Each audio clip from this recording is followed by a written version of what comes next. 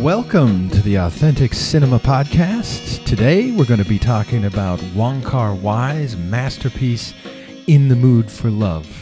I'm your host, Mike Barron, and I am joined, as always, by my good friend and co-host, Bob Lyren. Here we are, Bob. Yeah, here we are. Long time since we've been in the booth, so to speak. It's been a minute. 2025 has been, shall we say, a consequential year. Yeah, the end of 2024 and basically all of 2025 was a real watershed year for Mike Barron. A lot of things have changed, including my physical location. Just in case anybody in the future begins to care about this podcast and wants to know why there was a year-long gap between episode 11 and episode 12, in January of 2025, on January 7th to be exact, my house burned down in the Altadena fire. So I've relocated to Portland, Oregon. Yeah, Pacific Northwest. I'm back in the Northwest. We're loving it up here. And I was now finally able to reconstruct a podcast studio, and I am happy to say it is better than the one I had before. As it should be. I mean, that's like a payoff for everything you've been through. If we were gonna like funnel everything that you and your family have been through in the last year, it would be like, at least Mike has a good podcast setup now, better than before. It's all equals out. It's all even now. And I'm in the mood for Love to discuss this incredible film. Before I leap in, because Bob, this was your choice. And I mean, what an incredible choice. And by the way, I just want to out of the gates, just say thank you for your patience. Yeah. But I know that it's a very special film for you. Absolutely. You have mentioned this film repeatedly since I've known you, and especially sort of recently within the realm of this podcast. What is so meaningful for you with this film? Yeah. I think that for me, I can't remember when I saw it. I probably saw it in the early 2000s. So let's say I probably saw it it finally made its way to DVD probably sometime around 2002. When I watched it, I had such a visceral emotional reaction to it because at that time, when I was at that age, I was really starting to develop my film lingo and language through the art of cinema. So as film lovers, we have these little phases of time when we might discover a film or a filmmaker. There's seminal films that people talk about the first time they saw. But for me, when I saw this, I did actually feel like I discovered something, because remember, this is early 2000s, so the internet is nowhere near what it is now. Our access to information is nowhere near. So when you discover something like In the Mood for Love, you're like, what is this? You know? And so actually, I'm proud, I guess, to say that I was like, Wong Kar-wai is my guy. I'm buying stock in this guy immediately. And so what I did over the next several years, I remember it kind of coincided with my move to Southeast Asia in 2007. I went back and tried to find his other films, Days of Being Wild and Chungking Express, and many of his films that he had made before In the Mood for Love. And so I kind of identified him as this is a really important filmmaker. This film, In the Mood for Love, I didn't fully even kind of digest it at that time. And it took 25 years of subsequent viewing to really kind of understand it. And I think that it isn't even really about fully understanding the movie. It's about fully experiencing the movie. And I think one of the reasons that it stayed with me so long is that no matter how many times you watch it, you can still just go back to it and have either the same or new feelings, emotional experiences by watching it. And so to me, it's almost like one of one. So that's kind of why it still holds a special place. I think you're touching on something there that I really agree with, which is there is a sense with this film in particular that you are entering into a space. Right. It's a location that you can go back to and hang out in. It has this kind of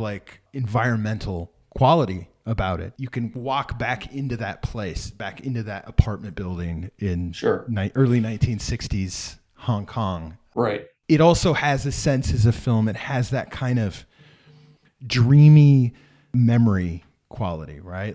It's a film, I would say it feels like a memory. Well, that's a big thing that we're gonna use that word several more times. That's probably going to be one of the cornerstones of the conversation about it, is memory. But I think that one of the little notes I made to myself when I was thinking about the movie in preparation for this recording was I said that there's a lot of reasons to go back and revisit your favorite films. And we have favorite films, we have favorite filmmakers. Some of them are we've done on this podcast. I mean, all of them that we've done on this podcast are our favorite films. And there's a Yeah. different reason to watch No Country for Old Men or Her or whatever. But I think in particular with In the Mood for Love, one of the things I wrote down was that the process that Wong Kar-wai went through to make this was like this ultimate collaborative process from Yes. his behind the camera people that I know we're going to talk about, like William Chang, his production designer, and we were going to talk about Christopher Doyle, but also extends to the actors. There's a great story about the making of this film with Maggie Chung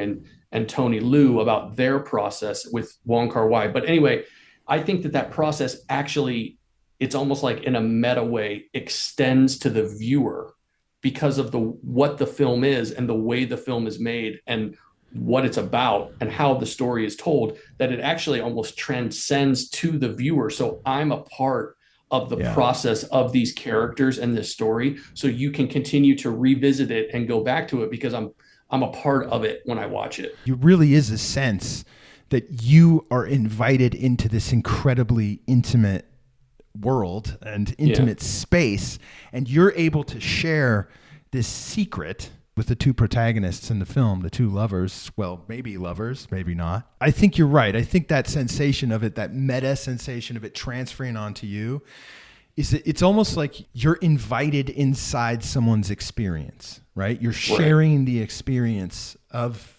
this sort of amorphous, hard to define awakening into love. That's sort of my thesis for this film, actually. I wanted to ask you, like, what is the shape of love? Like, if you were to sort of abstract it out. And, I think in a sort of standard Western, let's say, kind of conception of a love story, right? It has a very distinct shape.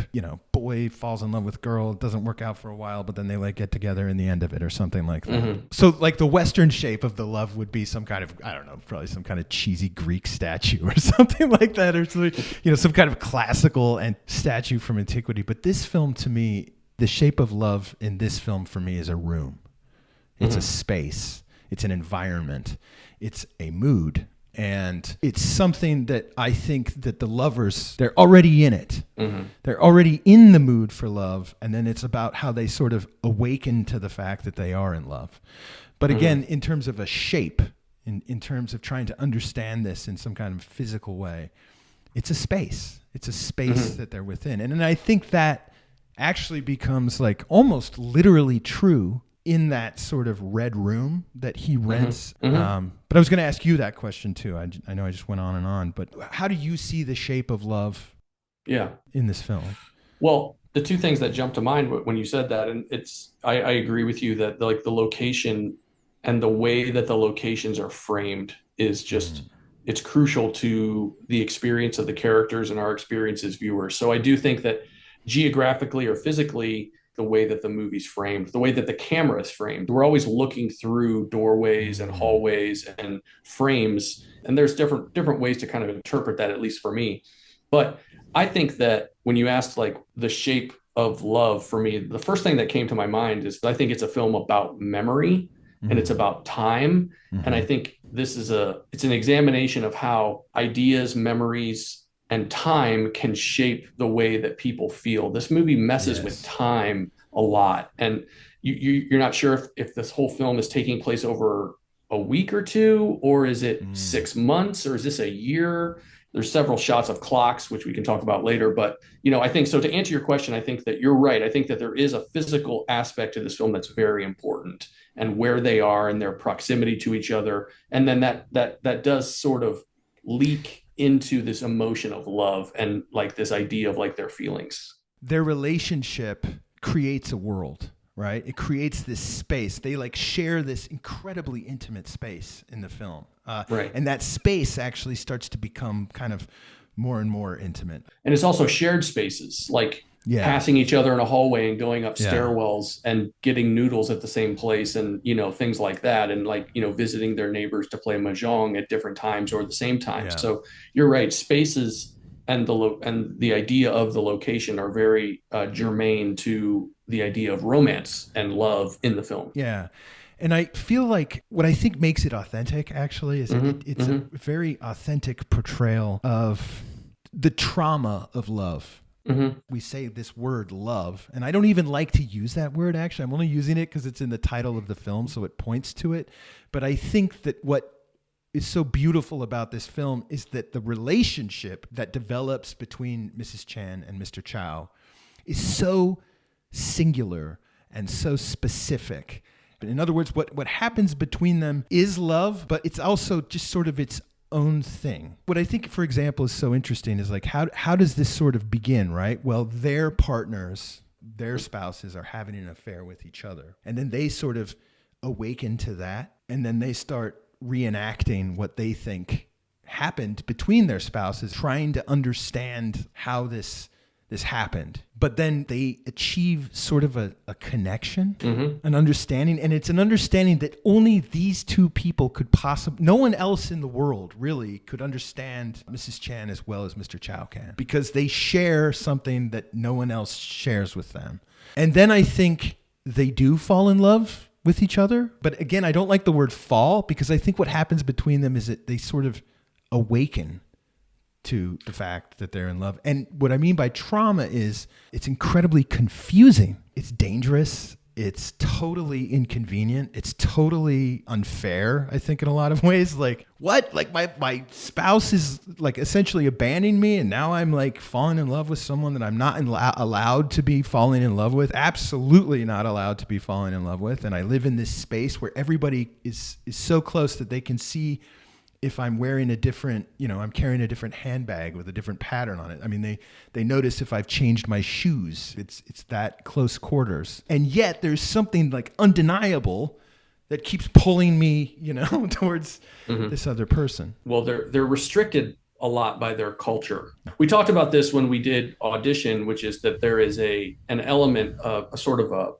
a block when it comes to the stereotypes of Asian culture versus like Western culture, like a reservedness, a level of self-respect and honor, and how you project yourself out into the world is a strong reflection of yourself and your family. And so that stereotype of like Asians kind of being a little closed off, that's very much in play here. And it's in play between Mr. Chow and Mrs. Chen. It's not an aggressive reaction to this news. And I think that reservedness, once they kind of decide to admit to each other that we both know that our spouses are having an affair, it really takes them into uncharted territory, because they would normally, no one would be having these kinds of conversations. That's not how it works in that part of the world or any part of the world. But what I think it did was it set them on an unconventional path of catharsis and healing. They were leaning on each other in a very strange way. And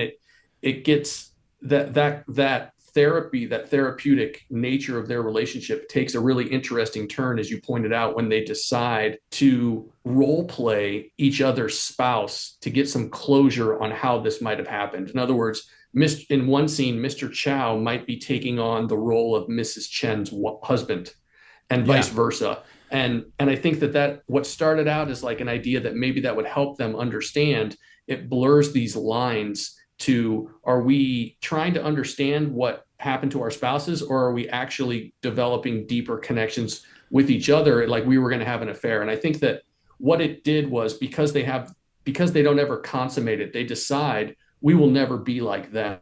We won't do this. It creates a longing between the two of them. Yeah. And because it's something that they're never going to have. And that longing, that's what kind of keeps people going. That's a motivator in life, is the longing for something. And so it keeps them together in this process. And it gets to a point where they've kind of constructed a reality. And again, back to your spaces, like they live in this very tight space, almost like a bubble. And they're able to kind of project this reality that they've constructed, and they can live in that. And it becomes very safe for them, until it becomes too much for Mr. Chow, when he actually confesses his love for Mrs. Chen, and she doesn't reciprocate it because of that honor, that she doesn't, that feeling we can't become, what is everything that we just did? We're just going to become as bad as them. There's this sense that if they do consummate this relationship, then they're going to lose the thing that they love about each other. Exactly.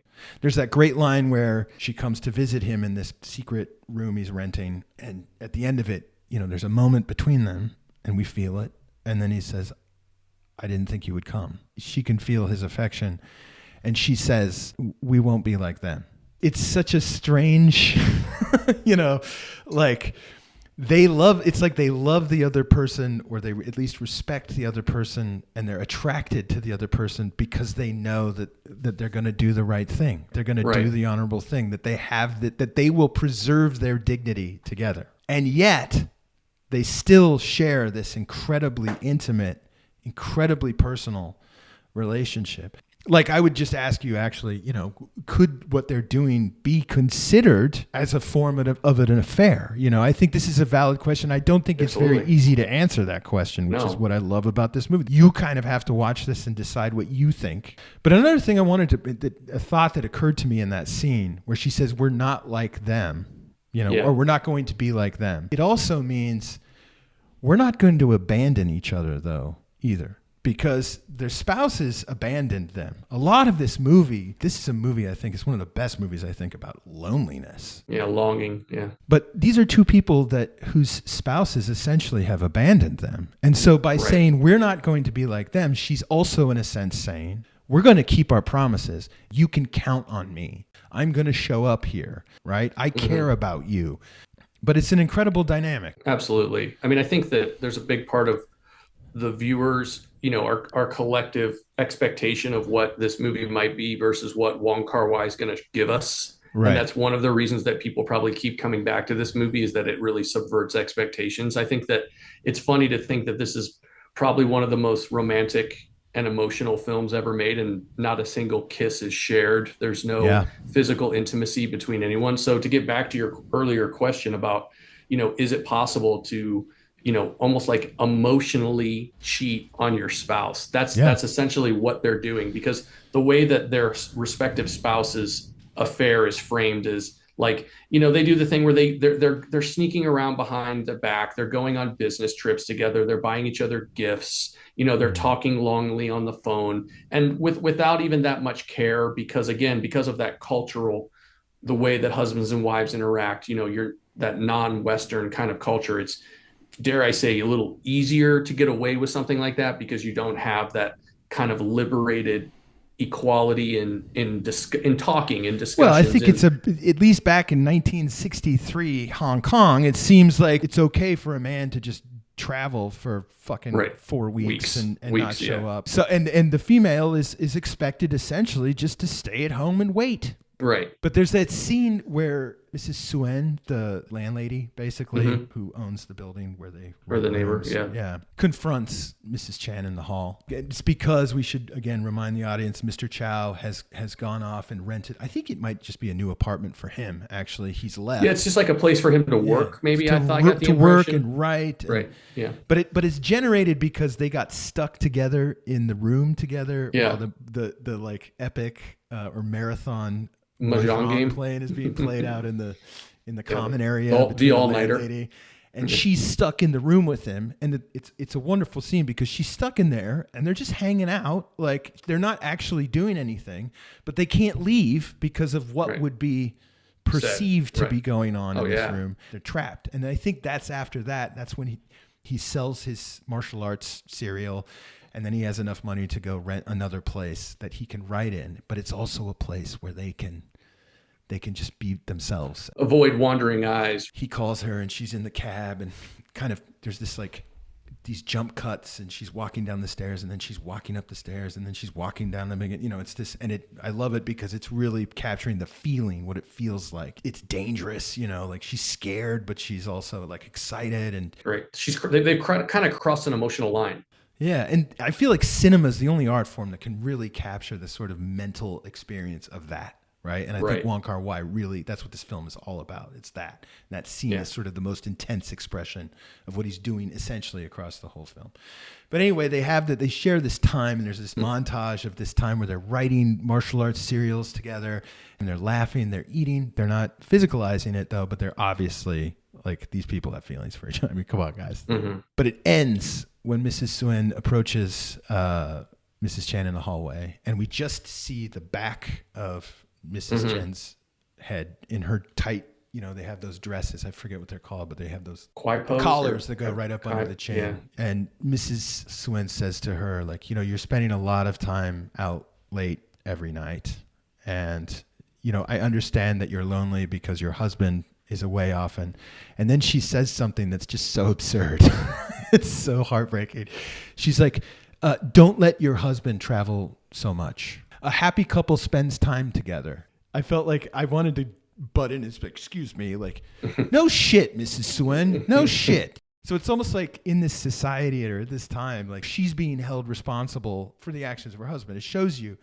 But what I also loved about that shot is the dress, and why we see the back is like, you have this woman whose heart is basically being shattered in this hallway. Right. But this dress, this rigid dress is like, that's the only thing at that point that's just like holding her up. Right. Well, the thing is that I think one of the interesting things about the locations, and we were talking earlier about locations and the structure of the film, is in 1960s Hong Kong, and frankly today in Hong Kong, people, they're just living on top of each other. Like, there is no privacy, and it's kind of like a built-in cultural check. They all kind of keep each other in check. And I think that that's a big part of Mr. Chow and Mrs. Chen's motivations and the way that they operate within everything is so restricted between them. And that's the beauty of this, is that they're actually never really free to express themselves and have a conversation, or, to cry on each other's shoulder. They have to do everything within the confines of people are always watching you. And that's the beauty, I think, of one of the ways that Wong Kar-wai filmed the movie. We talked a little bit about it with his cinematographer, Christopher Doyle, is the film is always being shot through something else. You're either looking through a window pane, or you're looking through a door frame, you're looking down a hallway, or inside of a taxi. Even like a house plant sometimes. Yeah, house plant. Yeah. It's everything. We're always viewing them. We're always the viewer is kind of left with this impression, almost like voyeuristically, like I'm watching them. Mm-hmm. And I think that's indicative of what these characters' lives was like. You're always being watched. Yeah. And so, and then, as I said before, they build this kind of reality slowly and methodically and carefully by going to dinner and having small conversations in dark alleyways and things like that. And then once they take another step and Mr. Chow rents this apartment, it kind of spells the destruction, or the inevitable destruction, of what they have, because they're now outside of the scope of this protective, albeit not pleasant culture. And then he starts to feel more comfortable to essentially profess his love to her, and like everything kind of falls apart. But he professes his love after Mrs. Suen talks to her. She calls him and says we can't meet anymore, because she's aware of it. And I had a thought. I was like, well, how did Mrs. Suen, know about this? Well, she sees that she's coming in late, but I think Mrs. Suen also feels a mood change. Right. I wanted to talk a little bit about mood, and I was reminded that the philosopher Martin Heidegger was really interested in mood. And Heidegger has this really interesting theory of mood where he says basically, Heidegger says we are always already in a mood, and those moods precede our cognition and volition. So mood precedes our kind of comprehension facilities, our understanding facilities, and it also precedes our ability to make a decision and act. And there's this sense that basically we don't choose our moods, but rather find ourselves within them. And I think this aligns with the relationship between Mr. Chow and Mrs. Chan, where I think they're already in the mood for love prior to their realization that they are, in fact, in love with each other. And that's kind of what this movie is about. But Heidegger also says something really interesting that I wanted to point out, this quote. He says, Mood is the condition of possibility for our experience of things as meaningful. It's what connects us to and discloses the world as meaningful. And there's this great philosopher named, professor of philosophy, Canadian professor of philosophy named John Russin, who put it in a really great way. He said, mood charges or colors an environment with meaning. Mood then shapes the meaning of your environment, right? So we talked earlier about like there's all these shots of clocks, right? We have shots of clocks. And there's a real sense of repetition in the film. When we first see the office clock, when he's working in his office, you know, he's at work and he's working late. When we see the clock in his office later, it has this different meaning of like, man, this is taking a long, like she hasn't called him yet. We can see the evolution of their relationship in these objects, essentially, in the film. And the key scene for me, and I only picked this up on my last viewing yesterday, there's a shot of him waiting, smoking a cigarette at the red room window, waiting for her to arrive. And then she's coming. And then there's this knock on the door, and there's this recognition, and he takes another drag of the cigarette. And then he goes and answers the door, and it begins the sequence where they're in love. After later on, the red room gets, what I say, shut down. They can't meet there anymore. And then he decides to move to Singapore. Right? And he confesses his love and says that I need to move to Singapore. And then there's a phone call. It's all very dreamy. And he says, will you come with me? And there's another shot, exactly the same shot. He's standing in front of the window. There is no knock, but it's the same recognition, the same drag of the cigarette. But now it means something completely different. She's not coming. Right. So he understands. And then it's implied that he goes to Singapore. And then the next day she comes back and she comes to the red room and she sits in the red room. But now for the first time, she comes during the day. And so it's always before it's at night that they're together hanging out in that space. But now she's in the room and it's daytime and the light's coming through the windows and he's not there. And it just feels empty. It's charged with a completely different meaning. And this film is such a beautiful expression of sort of the phenomenological concept of how mood shapes the meaning of our experience. I wish I could add something to what you're saying because it's really good. I think that, you know, this idea that I keep going back to is that they created this reality. Yeah. And maybe what I mean is they find themselves within the mood, but it's like this can only exist if you stay within this mood and don't deviate from it. Right. If you try to move outside of it, it gets destroyed. Exactly. If you consummate this relationship, you physicalize this relationship, it's going to change this mood. Well, and I think that it changed the mood when he professes his love for her and he realizes that she's not going to, it's 100%. Not that she doesn't have those feelings. It just means that she's not going to, you know, maybe Mrs. Chen was a little smarter or had a little bit more foresight or emotionally wanted to stay in the mood. Or within the historical conditions that she lives in, she can't say, she's just not allowed. Yeah. It would destroy her life. Her identity, right. Everything. Yeah. Well, I just think that, you know, that's what it kind of speaks to me as. It's a fascinating idea. I think that one of the things I wanted to ask you was what your thoughts are or what you think about how this movie was made and how that informed what we see, because I think that just to give people a little bit of background, like as we mentioned before, they made this film over like 15 months. Yeah. And one of the cool things is that I think that there's a lot of myth and questions about Wong Kar-wai as a filmmaker. I told you before, he reminds me of other filmmakers that we've talked about, that the more he talks about his work, the more confused you get. He doesn't ever like lay it out for you. He's a little bit cryptic and sometimes contradicts himself when he's being interviewed and asked about In the Mood for Love. Like he'll give different answers to things. Yeah. And there's a lot of stories about the making of this movie, but I think for the sake of this conversation, we can just say that they basically made the film over 15 months, essentially shot the movie twice and shot it without a script. That's probably the most interesting and strange thing about the way his process, how he works, which is he doesn't write a script, which, by the way, I drove Maggie Chung crazy. But actually, I think got her precisely to the emotional place that he needed her to be in, which was essentially a state of like insecure confusion. Right. I saw that press conference I sent to you it's at the Toronto International Film Festival from 2000, probably from 2000 or 2001. And it's Tony Leung and Maggie Chung.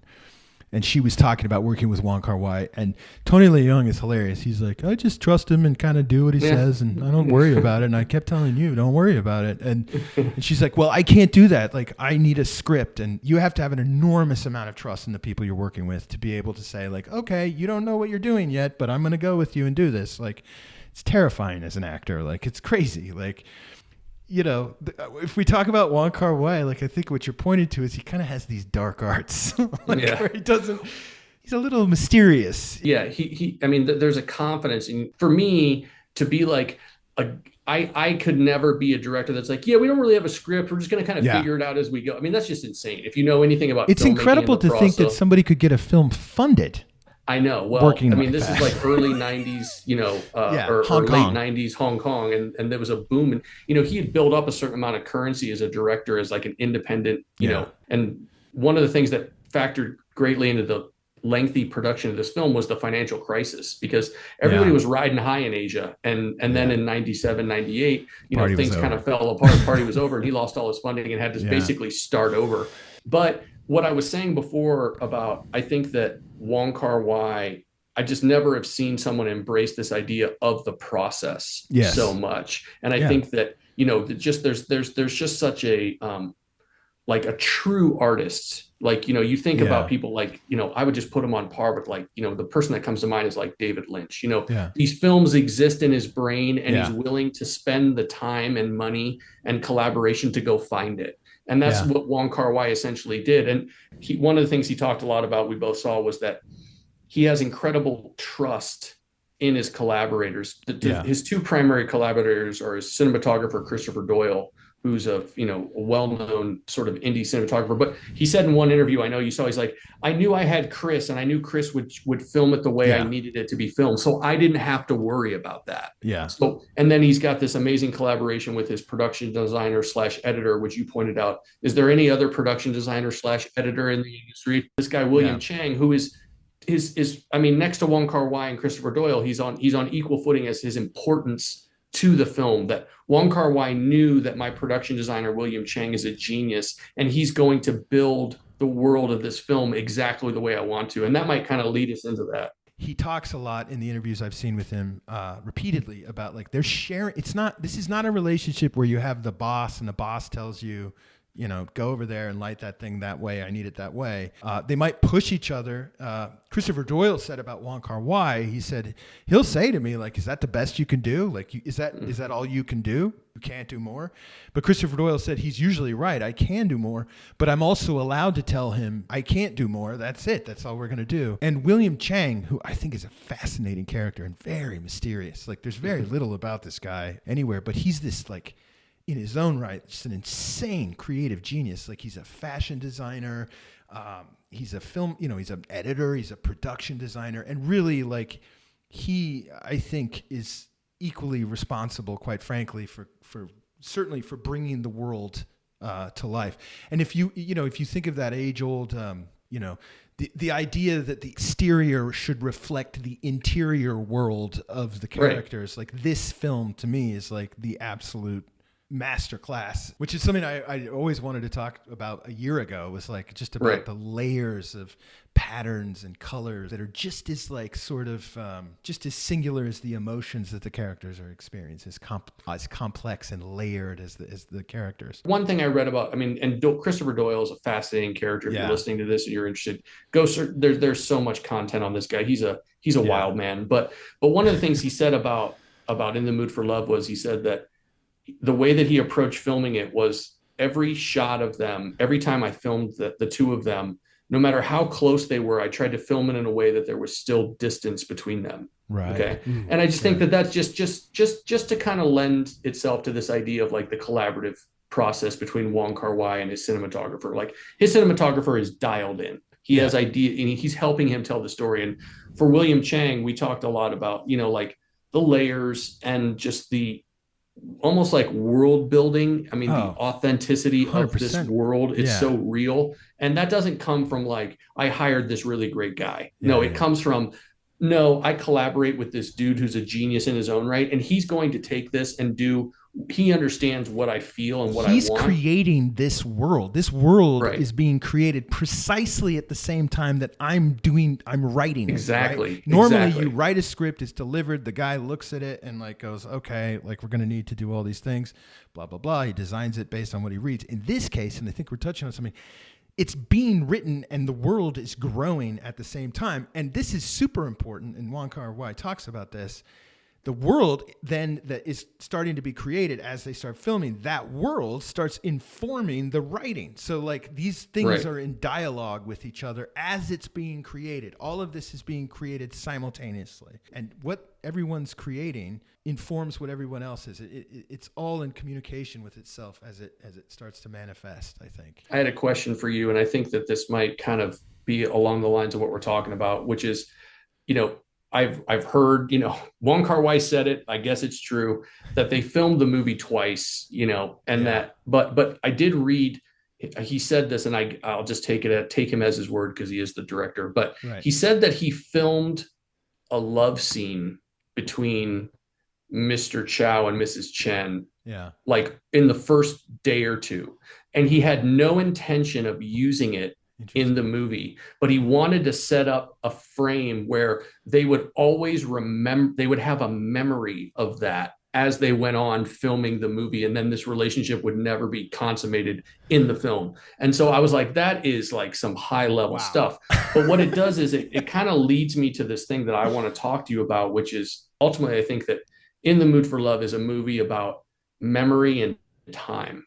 And I think that it's connected to the emotion that I use the word longing, or this, you know, restriction, desire, this idea, you know, desire. This idea of desire. It's like desire operating in time, and then it becomes like the reason that I think one of the reasons, for example, the movie's so repetitive is that we as people, or the characters in this movie, they keep repeating the same actions, like they're revisiting memories, so that, because I keep going to the same noodle shop, I keep passing you on the stairs, and then every time I go up the stairs, I think about you, and that the movie plays with time. So I guess I just wanted to ask you, like, how do you, when you think about the movie, what do you think about the elements of like time and memory and how they play in? I think you're spot on. I think the structure of the film, or the way the film essentially feels or is experienced, it feels very dreamlike. It feels like a memory. Like when you think in your head, it almost looks like when you remember that. They call it the thought image. But what do I think? I think it's also an examination of like how desire changes meaning over time. How our desire shapes our world, our desire, our moods, our feelings, right? We begin with feelings. That's part of what I was talking about earlier with the mood thing, is like we actually start with emotion. It's the emotional kind of coloring of a scene. And then we think later, or we act later. But the meaning, the mood colors your time with meaning. And as you reflect back on that time, you could say you only remember because it meant something, right? You don't remember the things that don't mean anything to you. Like, you don't remember that. You're only going to have memories of the things that mean something to you. Wong Kar-wai talks a lot about how this is sort of what they call it, the flowering of Hong Kong, or something like that. Like, this is a very specific era that he remembers from his childhood in Hong Kong that is known as being kind of a beautiful era. And it's an era, I think, that disappeared very quickly. And even the exteriors of the film were actually shot in Bangkok. They weren't shot in Hong Kong. Because you can't find anything that looks like what Hong Kong looked like in Hong Kong anymore, because it changed, it disappeared. So this is a world that meant something to Wong Kar-wai, who, by the way, was the son of, he was born in Shanghai and immigrated to Hong Kong when he was 5.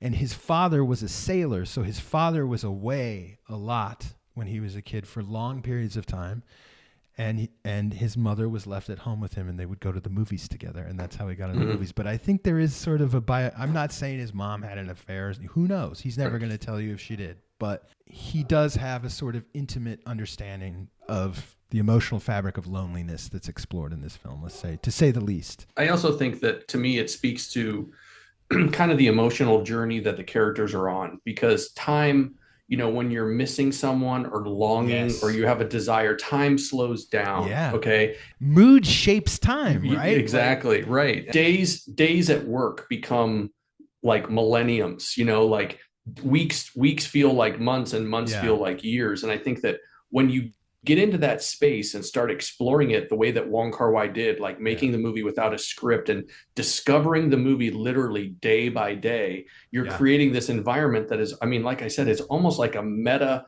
symbiosis with the viewer and time. And I think that he achieved something really special with this movie in that because he made it about this emotional connection between two people, this emotional exploration between two people, and time, it really, that's what hits us as viewers. That's why we feel like we have such a strong connection. I think that Well, I think we feel the time, right? That's we feel right. time in it. We feel time Right. like we feel time in our own Right. lives. He recreates that sensation in this. We haven't talked about the end of the film, like where they went to Angkor Wat on the border of Cambodia and Thailand, which is one of the most spiritual places in the world. And Yeah. Tony Leung or Mr. Chow talks about, he says something, he tells his friend, like, if there's something that you always wanted to say and you could never tell someone, you go and whisper it into a tree and cover it up and it'll live forever. Okay. Yeah. Again, like it will live forever there. And there's just something inherently cinematic about Buddhism, not to go down a Buddhism hole, but like, to finish the story there on like kind of this endless time loop of like, the path of enlightenment and, reincarnation and all that kind of stuff. It's really kind of a fascinating kind of bookend of the film. I thought a lot about the temple at the end and what does that symbolize? But what I love really is the fact that he breathes into that hole and then later you see a plant like growing out of the hole.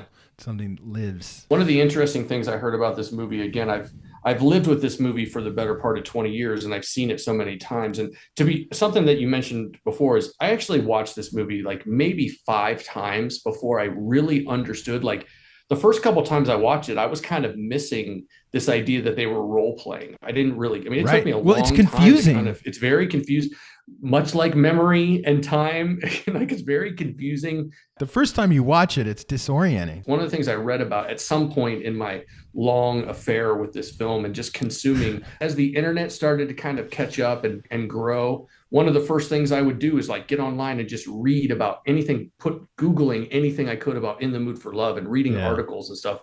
And one of the things that I read once, then again, this is just something Wong Kar-wai said once, but he said, if you pay attention to the food that they're eating, of course, only someone from maybe Hong Kong or China would understand this, is that they're eating very specific meals and so again, the passage of time, like to you and I, it would be like, if you only eat, mango in the summer because that's when it's in season, that's signifying that like, and then the meal before that was a winter meal. We now know that this much time has passed. Yeah. Exactly. He's eating wonton, so this is the fall now. Like, exactly. Yeah. And so it just really messes with this idea of like, how long have these two people been in this constructed emotional, world? It's really fascinating. Yeah. Time and memory is really fascinating part of this and movie. That's kind of like what you have left after you've had this right. experience. There is a quote I wanted to read, a title card that comes in right before the trip to the temple, and it says, "The era has passed. Nothing belonged to it exists anymore." There's this sense that the mood is over, like it's over, and now what we have left is the memory, and the only things that we are going to remember from that time are the things that were meaningful to us. Desire, the love, the mood, this is what shape our memories. One last thing I kind of want to say, I kind of feel like we're drawing to a natural close, although I leave the door open, Bob, if you have something. I just want to bring it back something we said earlier, where we were talking about the fact, this dynamic where they can never like consummate their relationship, and that when Mr. Chow confesses his love, then that's when the breaks it all unravels. And I think it's because they name it. He names it. He names something that I think, and this is the power of the film, it can't be named. That's why I said earlier, I only say the word love, what they're experiencing, because it's called In the Mood for Love. But I think that what they have and their relationship is so much more than just the word love. And so when that word is introduced, when it's named, when it's identified, it changes the mood, right? Right. It turns into another mood because now we've kind of identified something that we both have consciously made an effort actually to not identify. So it's not just, oh, we're not going to have sex with each other, or we're not going to sleep together, or we're not going to make out or whatever. It's also, we're not going to name this. We're not going to name this thing that we're sharing. And I think because this thing that we're sharing, there's nothing else like it. There's really no one else is having this thing. When you call it love, well, that's something that's supposed to be something. This is just something that we share, and let's not name it because that will ruin it. Mike, I think you've really nailed it. And I think that that kind of speaks to what I was trying to articulate before about kind of the meta nature of this film. Yeah. And I think that, in closing, I think there's something I wanted to share with you, and I think it might be a good way to kind of tie a bow on it. But, the film has Wong Kar-wai said he wants to make films that have an aftertaste, films that linger with the person. I think that, like much like in the movie, as you just pointed out, once you start to try to identify it and put a label on it, it unravels and breaks apart. And I think this movie is also, it's funny, we're trying to talk about it in a podcast, but ultimately what it is it's something that you can't really articulate. It is a mood. Yeah. It is a feeling. And I think that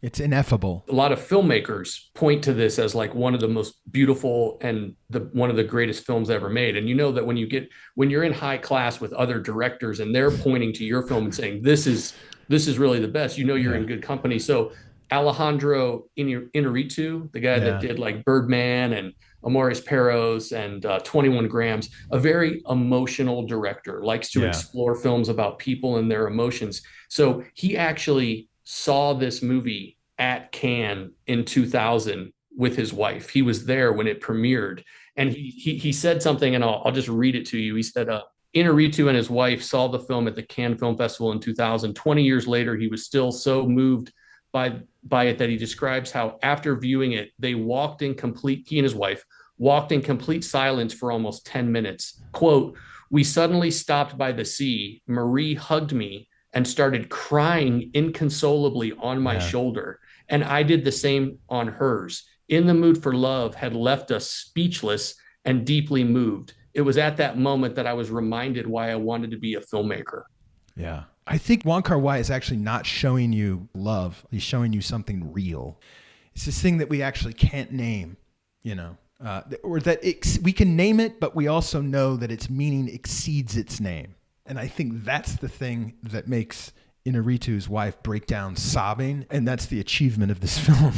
Yeah. I know that for me, it's always going to be a film that I can continue to revisit and have new emotional experiences depending where I am with my life and what's going on with me. I can always revisit it, even in comfort of, it sounds weird to say because of the way the movie's structured and what happens to these people, but there's a comforting aspect to it. But I know that one of the reasons I wanted to talk about it today is that I know that it's something I'll continue to revisit the rest of my life. So it's going to be, it's been with me now since 2003 or 2004, and it's going to continue to be with me. Thank you so much for taking me into the mood for love, Bob.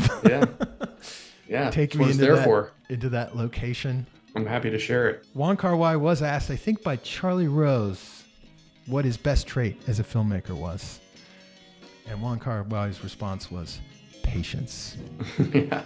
And Bob, I want to say thank you for being patient while we get my world reconstructed and put Absolutely. back together here. Glad to be back in the booth and glad to be talking about it again. But yeah, we'll continue on. Now I got to go see what I'm going to do for the next episode.